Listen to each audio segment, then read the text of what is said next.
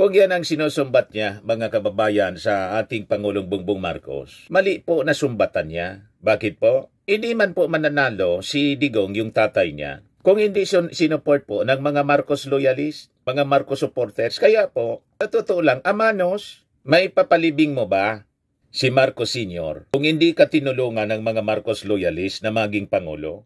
Ito naman po yung bago naming product na binibenta online. iGlow Serum, whitening po siya. Tingnan ninyo yung epekto sa aking anak na architect before and now. Yung mga inquiries po ninyo, dumiretso na lang kayo sa kanyang Facebook account, Riz Maravillas. Pa-joke time muna po tayo mga kababayan kasi maraming mainit ang ulo ngayon. Mainit ang ulo ng mga DDS. Sabi ko sa inyo, relax lang po kayo. Walang pupuntang mabuti ang init ng ulo. And in fact, diyan sa init ng ulo at masasamang pananalita, kaya nagka-problema ang mga Duterte. Pero hindi ko kayo tuturuan. But anyway, pag-usapan natin mga kababayan mamaya. Kasi pinagmumura na naman po ni Baste, yung ating Pangulo, pati ni Bato. Walang kadala-dala sila mga kababayan. Joke time muna. Padala ni Arms LV, taga Quezon City. May nag-uusap na magkumpare. Sabi ng una, pre, nasusuka ako anya. Pero anya, pinipilit ko, hindi matuloy-tuloy. Hindi ako masuka, pero nasusuka siya. Sabi ng kumpare, madali lang yan pre. Sundutin mo lang anya yung tonsil mo nang hindi liit mo ito. Sundutin mo lang anya. Sinundot yung tonsil. Sabi ng kumpare, hindi pa rin pare. Sundutin mo anya yung puwit mo.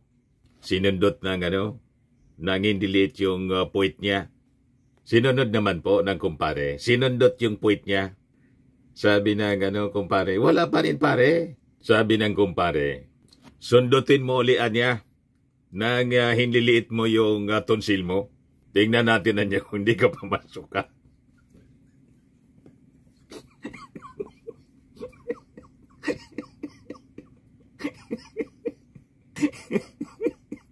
Galing sa puwet yung...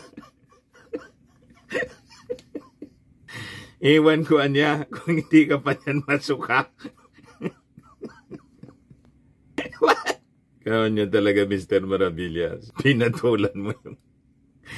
Pinatulan mo yung kwentong ganyan. Kumakain pa naman kami.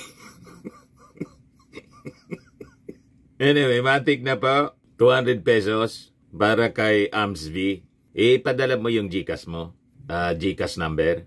Kasama ka na sa monthly raffle natin. 5,000 yung monthly price. Yung hindi mabubonot, sa December, qualified pa rin kayo sa grand draw. Yung mga entries, nagpadala ng entries. 10,000 yung price natin. Dito na tayo mga kababayan sa seryosong topic natin. But before that, gusto ko na makiusap sa inyo. Click subscribe muna po dito sa ating YouTube channel kung hindi pa po kayo nakasubscribe. Like and share na rin po ninyo ng ating video. And hit the notification bell para lagi po kayong updated sa mga kaganapan dito sa ating bansa. May pakiusap po yung ating mga Marcos loyalist. Lalo na po itong si Yayam Dizon. Kasama natin ng mga vloggers. Kasi alam ninyo, tumitindi po ang mga propaganda ng mga DDS. Ikukunti man lang sila mga kababayan kung ikukumpara sa mga Marcos loyalist. Yung 32 million na boto ni Sara, 31 million po noon, mga Marcos supporters. Si Digong, sabi nga natin, nanalo siya. Sinuport kasi po ng mga Marcos loyalist kasi in-endorse ni Amy Marcos. Yan ang istorya niyan. Kaya lang masyadong active mga kababayan yung mga trolls ng mga DDS kasi ang sabi may pondo galing sa foreign power. Kaya karamihan sa kanila po, walang mukha, nakalock yung kanilang mga accounts. So alangan man po, ang organic na mga supporters ng ating Pangulong Bongbong Marcos, magpatalo po tayo. So tama itong pakiusap po ni Yayam Dizon. Basahin ko po sa inyo. Massive kasi po yung fake news. Pagpapakalat nila ng fake news. Kaya shinare ko po siya. Maganda siya. Sabi po niya, sa lahat ng mga Marcos loyalist at supporters. Kung gusto nating manaig ang katotohanan laban sa fake news, huwag lang tayo mag-like o mag-comment. I-share natin ang mga post mula sa mga vloggers na may kredibilidad at walang history ng pagpapakalat ng maling impormasyon. Mas maraming netizens ang makakabasa ng totoong balita kung tayo mismo ang tutulong sa pagpapalaganap nito. Kung nais nating manatili si PBBM at magtagumpay ang kanyang mga programa, kailangan nating magkaisa upang tiyakin ang katotohanan na ang katotohanan ang mangingibabaw o nangingibabaw, hindi ang mga kasinungalingan at panlilinlang na mga gustong bumalik sa kapangyarihan. Handa ba kayong tumulong sa laban para sa katotohanan? So yun ang challenge mga kababayan ng isang Marcos supporter na si Yayam Dizon. Kaibigan natin na nakasama natin doon sa Palasyo Malacanang. So lahat ng mga Marcos loyalist organizations, ang dami niyan, 31 million. You just imagine kung kayo na 31 million na bumoto, ang gagawin lang ninyo, i-click ninyo yung subscribe. Just click subscribe sa mga Marcos vloggers. Tapos iba-viral ninyo araw-araw. Yun man lang inyong participation. Hindi man siguro po mabigat na nakahilingan. Kasi pag hindi ninyo yan ginawa, desidido po ang mga Duterte to take over.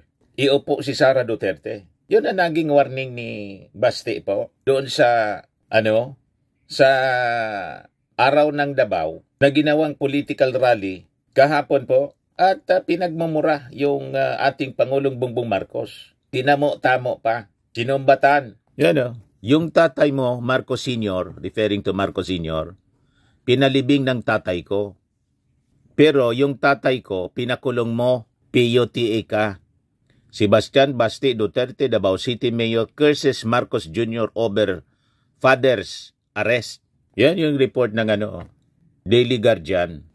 In 2016, sabi rito, former President Duterte authorized the burial of the late dictator Ferdinand Marcos Sr. at libingan ng mga bayani in Taguig City despite strong opposition from the public, particularly human rights advocates who resisted the Marcos regime. Kung yan ang sinusumbat niya, mga kababayan, sa ating Pangulong Bongbong Marcos, mali po na sumbatan niya. Bakit po? Hindi man po mananalo si Digong yung tatay niya kung hindi sinuport po ng mga Marcos loyalist, mga Marcos supporters. Kaya po, sa totoo lang, Amanos, may papalibing mo ba si Marcos Sr. kung hindi ka tinulungan ng mga Marcos loyalist na maging Pangulo? Isang napakalaking utang na loob ang dapat tinatanaw ng mga Duterte sa mga Marcoses. Kasi wala sana sa history mga kababayan ng ating bansa na ang isang Duterte na hindi man kilala uupo sa Palasyo Malacanang. Tama po? At bilang ganti sa support ng mga Marcos loyalist ni Amy Marcos, tama lang na ipalibing niya yung kanyang tatay. Madaling sabi, Amanos na. So anong pinuputok ng butse? Ang problema mga kababayan kasi, nang tumakbo yung ating Pangulong Bongbong Marcos, may agenda pala sila na hindi napatapusin. Iluklok si Sara bilang Pangulo. And yun ang gusto nilang gawin ngayon. Using the issue, mga kababayan, ng pag-cooperate ng ating Pangulong Bongbong Marcos, ng Marcos Administration, sa Interpol na mayroon tayong obligation. Hindi man tayo pwedeng hindi mag-cooperate po sa Interpol. At sabi natin paulit-ulit dito, bakit isisisi yung kaso nila, yung kaso ng tatay niya, sa ICC, sa ating Pangulo? Malinaw po na ang kaso po final ng mga private complainants po. Yung mga na-AGK, 2017 pa po. Ang tumulong po, mga dilawan, si Risa Ontiveros, si Trillanes. Wala man pong kinalaman doon sa kaso. Pag-file sa kanila ng kaso, pag-file sa kanyang tatay ng kaso, ng ating Pangulong Bongbong Marcos. In fact, hindi man po bumabalik tayo sa ICC. Nakaligtaan lang nila, mga kababayan, na after na umalis sa ICC, hindi tayo umalis sa Interpol. So this is, I think, divine providence. Na-overlook nila. Ito na ngayon ang nangyari. Kasi po, siyempre, yung mga naagrabyado, hindi man yun titigil sa paghanap ng hustisya. Kaya sabi natin, tama yung sinabi ni Katunying, tapos ni Anthony Taberna. Pwede naman talaga na tulungan ng ating Pangulo. Kaya lang niya, araw-araw, sinisiraan ng mga Duterte at mga supporters niya yung ating Pangulong Bongbong Marcos. Tinatawag na bangag, adik, ngiwi. So, paano tutulungan? You see?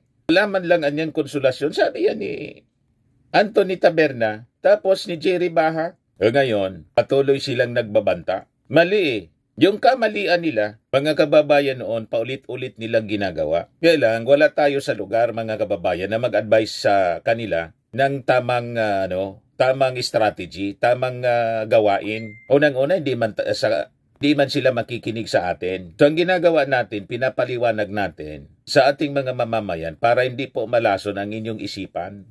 Kaya sabi po ni Yayam Dizon, kung nais nating mapanatili si PBBM at magtagumpay ang kanyang mga programa, kailangan nating magkaisa upang tiyakin na ang katotohanan ang mangibabaw, hindi ang mga kasinungalingan at panlilinlang na mga gustong bumalik sa kapangyarihan.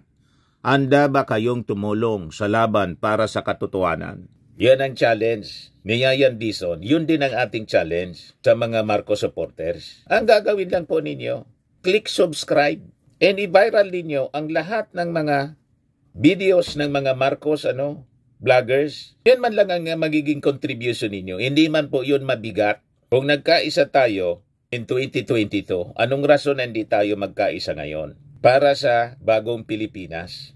Para mapanatili natin ang katahimikan dito sa ating bansa kasi nanggugulo po sila. Do or die po sila ngayon. Si Bato po nagwawala na. Nakita ninyo yung video ni Bato? Nagbabanta po si Basti.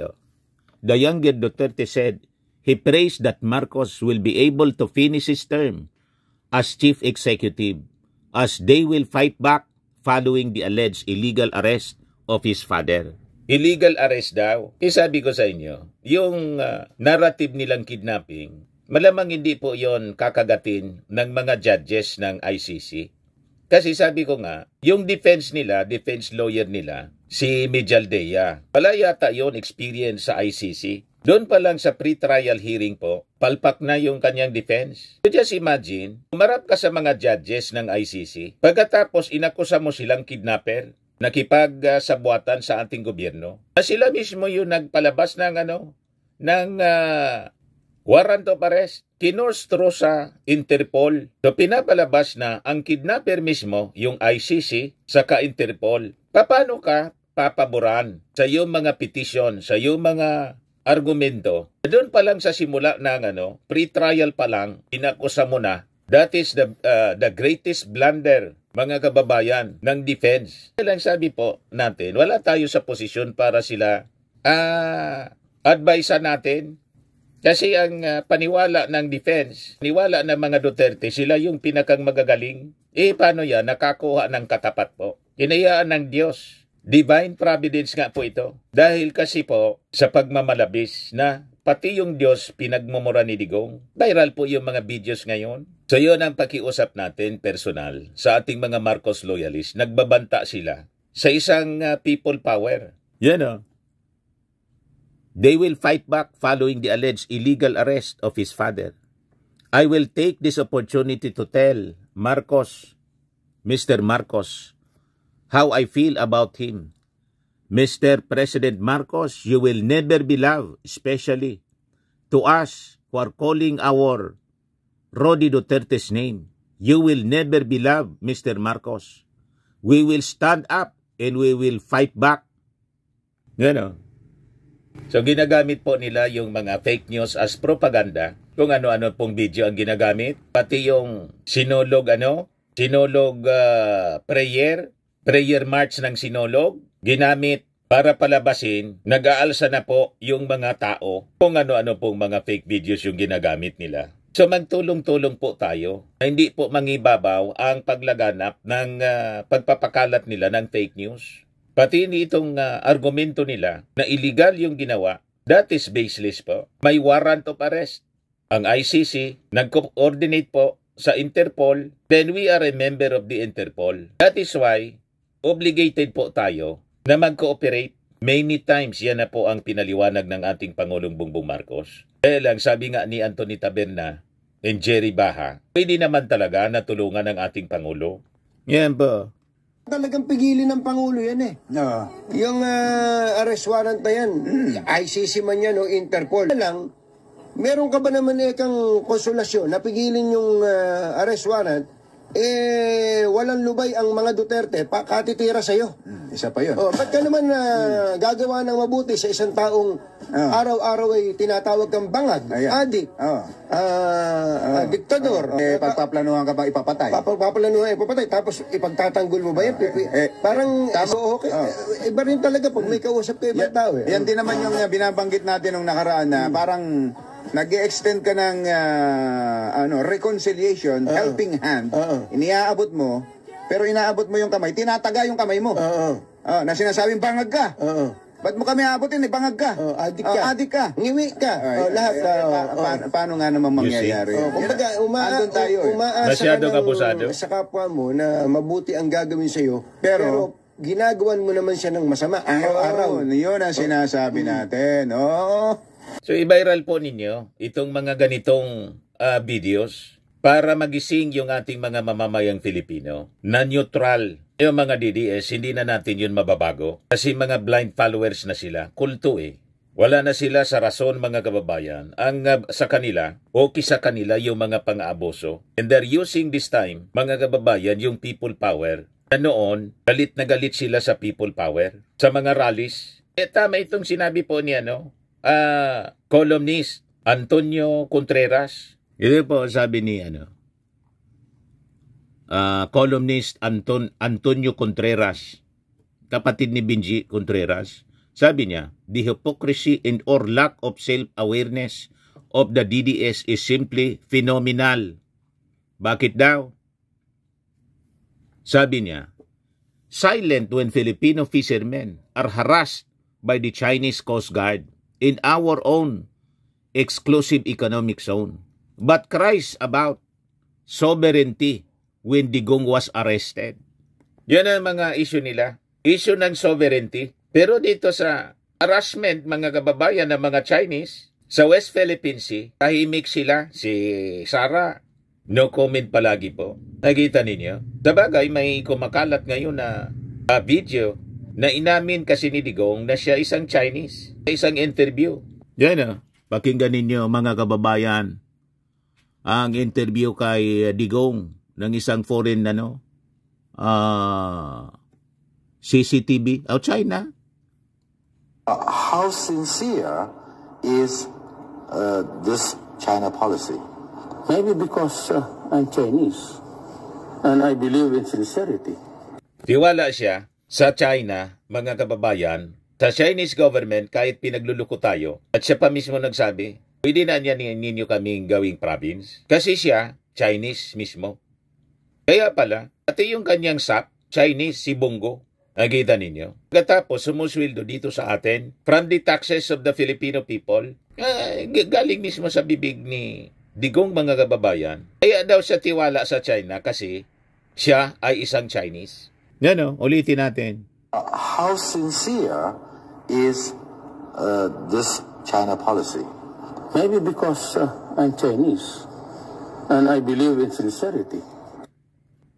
Naintindihan na ninyo, mga DDS. Of course, hindi ninyo ito maintindihan kasi nabulag na kayo masyado. Kaya sabi ni Antonio Contreras, isang columnist, mga kababayan, phenomenal niya itong mga DDS. Silent when Filipino fishermen are harassed but by the Chinese Coast Guard in our own EEC, but cries about sovereignty when Digong was arrested. Called God is stupid, but now call for prayer rallies in support of Digong. Pinagmumura po, pati yung Diyos. Pero habang minak niya yung Diyos, yung kanyang pamilya ngayon, si Kitty Duterte, nananawagan ng candlelighting, prayer rally. Kaya sabi nga natin, paano ka pakikinggan ng Diyos? Kayong mga DDS, paano kayo pakikinggan ng Diyos? Na yung leader ninyo, pinagmumura yung mismong Diyos. Ayan. Think about it, mga kababayan. Lahat kontradiksyon ang kanilang ginagawa. Yan. Called God is stupid, but now, call for prayer. Prayer rallies in support of Digong. Ano pa? Against protest rallies. Sumunod na lang kayo sa gobyerno, sabi niya noon. But now, call for protest rallies every day. Gusto nang magpa-people power. Pero noon, galit na galit sila sa pagrarally, mga kababayan. Lalo na yung mga, sabi pa ni Tony Contreras, says EDSA people power was fake in that the people then were brainwashed. But now, call for a new EDSA people power to oust Marcos. Kita ninyo kung paano, kung anong ori mga kababayan sila, anong ori na mga tao, at kung paano sila mag-isip. Talagang total confusion. They are now so confused na yung mga statements nila, mga kababayan, bangga-bangga. Yung ating Pangulo, tinawag na weak leader. Pagkatapos, magdi-declare daw ng martial law. So, strong man. Madaling sabi, strong leader pala yung ating Pangulong Bongbong Marcos. Pag ganon, sabi ninyo, kuting, weak leader. Pagkatapos ngayon, diktador na yung tawag ninyo. Saan kapulutin yan? Ano maniniwala sa inyo? Yung ating mga kababayan. Sabi pa rito, says they don't care about human rights in due process, but are now calling for due process and respect for human rights after Digong's arrest. Ipaglaban daw yung human rights ni Digong. So, si Digong pwede sa human rights. You are now calling for due process. Mismo yung nangyari sa kanyang inarrest siya is the due process, the start of due process. Binibigyan siya ng due process. Kasi kung hindi siya binigyan ng due process, di sana natukhang na siya. AJK sana.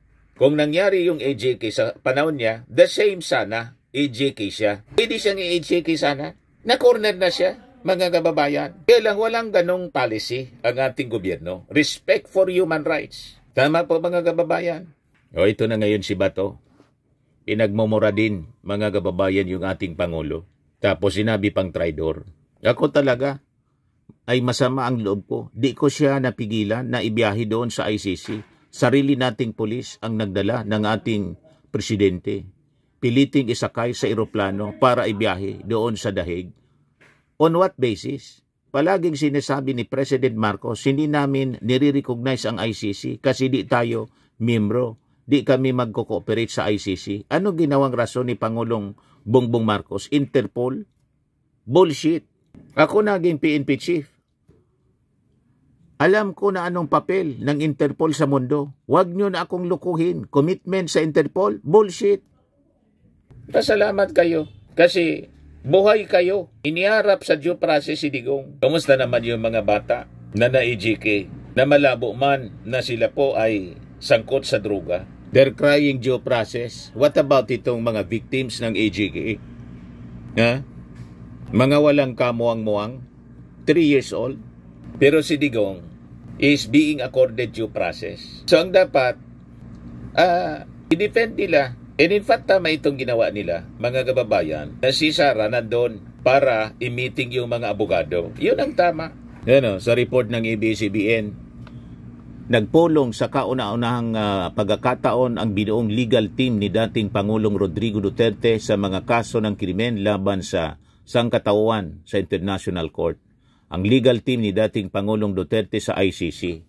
Yan pinamumunuan po, lead counsel ni Nicholas Kaufman, British-Israeli lawyer po. Tapos, kasama sa team si Sara Duterte, Salvador Mijadea, tapos si Attorney Harry Roque, dating presidential spokesman. Di niya, Mr. Maravillas, ang masasabi mo sa legal team? Ayos po. Convincing. Si Sara, pag hindi magustuhan yung mga sinasabi ng mga judges, pwede niyang pwede niyang pagmumurahin at bantaan tulad ng ginawa niyang pagbabanta sa ating Pangulo. So yun ang ating aabangan. Si Mijaldea, nakita na natin yung kapasidad ni Mijaldea, lalong nadiin yung dating Pangulo kasi inakusa yung ICC na kidnapper. Si Harry Roque, international law expert, kaya lang medyo bumaba yung ating believe kay Atty. Roque kasi yung Congress nga, tinakbuhan niya, hindi niya maharap. Ngayon, wanted si Harry Roque. Yun ang predicament mga kababayan ni Harry Roque. Kasi abang tumatayo siya as one of the lawyers, may extradition na treaty pala yung Pilipinas with Netherlands. Pwede siyang huli ng Interpol. Siya yung ibalik dito sa Pilipinas. Imbes na Rody Duterte, bring home Rody Duterte. Di ba yun ang slogan nila? Bring him home. Rody Duterte. Malamang kung si Digong dinala ng Interpol pa dahig, si Harry Roque malamang pusasan ng Interpol pabalik dito sa Pilipinas. Yan ang problema po. O ngayon, ibigay ko ito sa inyong latest na balita ngayon. Yan just in. Presidential sister Amy Marcos, Senator Amy Marcos, wants the Senate to urgently investigate the arrest of former President Rodrigo Duterte.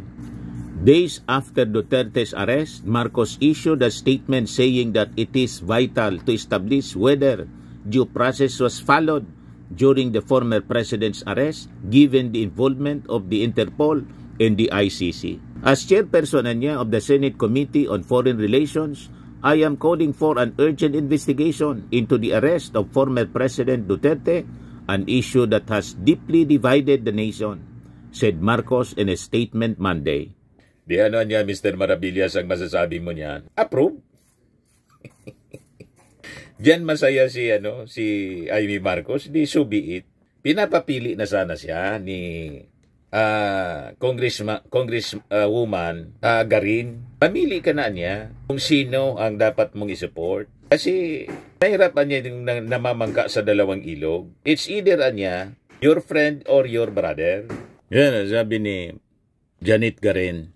Mamili ka na niya. Pick brother or friend.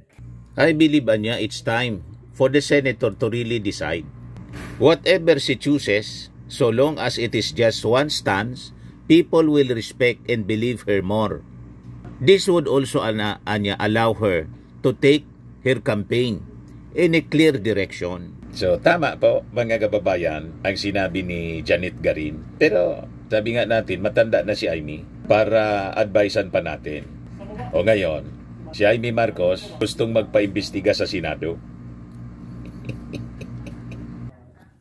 Dapat ma-establish whether due process was followed during the former president's arrest, given the involvement of the Interpol and the ICC.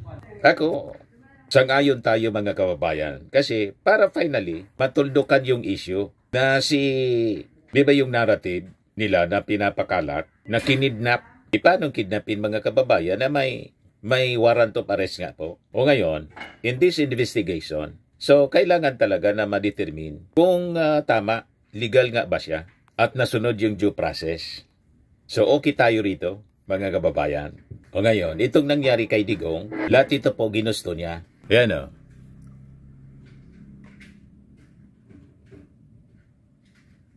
Kaya walang dapat sisihin, kundi sarili niya. Ginusto niya ito.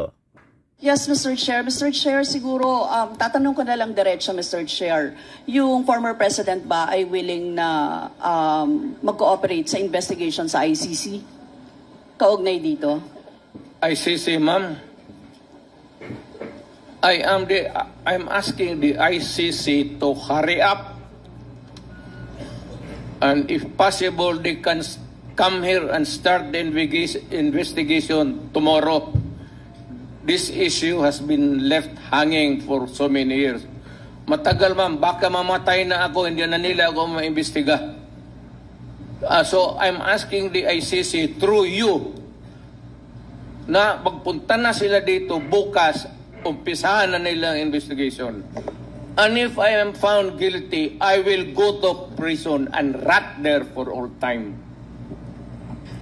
Kaya walang rason mga kababayan na mag-iyak-iyak yung kanyang pamilya at sa yung mga DDS. Kasi ito, wish ni Digong, pinagbigyan po ng ICC yung wish ni Digong. Kaya malabo po na pagbigyan yung inyong request, yung inyong isinisigaw na bring him home. Paano bring him home na yun ang wish granted? ng ICC kay Digong. Napakalinaw po yung statement niya doon sa Quadcom.